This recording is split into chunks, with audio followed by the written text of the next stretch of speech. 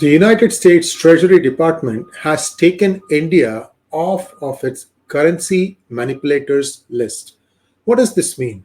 To understand this, let's take a quick look at what is this currency manipulators list. Now, India in the past has been in and out of this list. For instance, I'm just going back a few years. In December 2018, it got on that list. By May 2019, it was off the list. And again in December 2020, it got on the list. And now in October 2022, it is off the list. I'm just giving you some off and on dates. There may be others. This is just to try and give you an idea what exactly happens when the United States Treasury says that one country is a currency manipulator. By the way, don't take it wrong. Even today, Japan, Germany, China, Singapore, many of these countries are on the currency manipulators list. It's not something that is very serious. It's just that the countries need to be able to understand what they are in for, and to prevent additional sanctions, they want to try and get off of the currency manipulators list. Think of it like a benign version of the FATF. Okay, so what are the reasons for a country to get onto that currency manipulators list? So US Treasury Department says in three things. Out of these three, if a country violates two, then it gets on the currency manipulators list. What are the three things? Bilateral trade surplus with the United States of more than 20 billion over a 12-month period. So if you think of a moving window, 12 months, it just keeps moving month by month, month by month. If in a particular 12-month window, if a country has a surplus of over 20 billion with the United States, which means United States becomes a net importer as regards to that particular country, or the current account surplus of at least 3% of the gross domestic product over a 12-month period.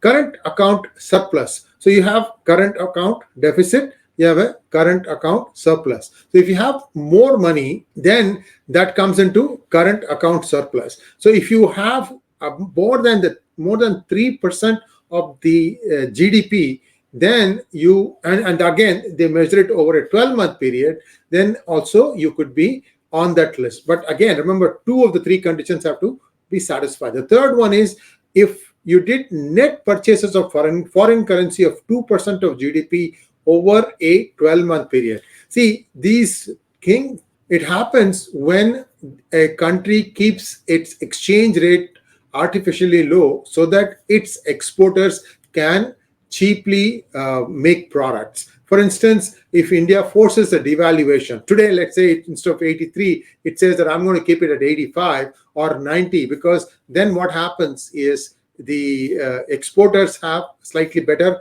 margins to work with, and therefore they can be more cost competitive. If you do this thing for a period of 12 months, then also the US Treasury Department will flag that.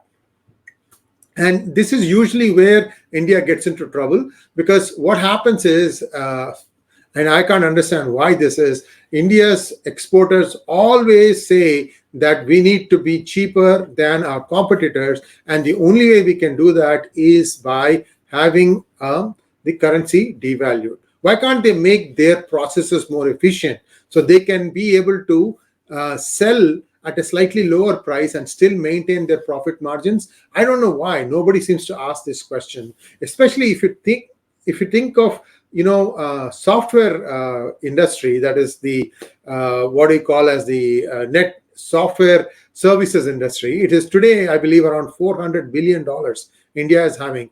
Infosys, Tata's, Wipro, Cognizant, and what have you.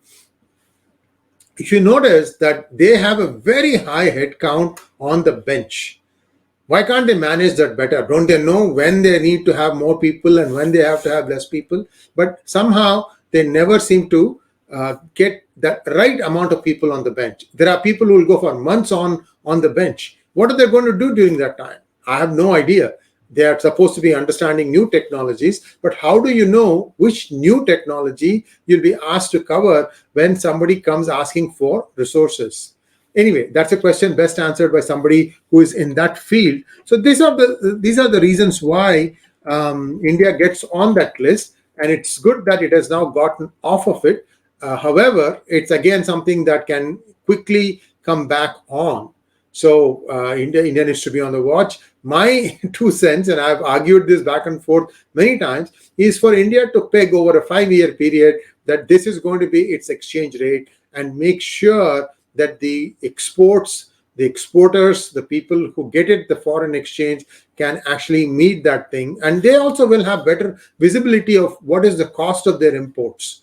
And that would perhaps help this situation better. I don't know when the FinMin czars are going to make that move. India is never somebody who is going to take some bold experiments.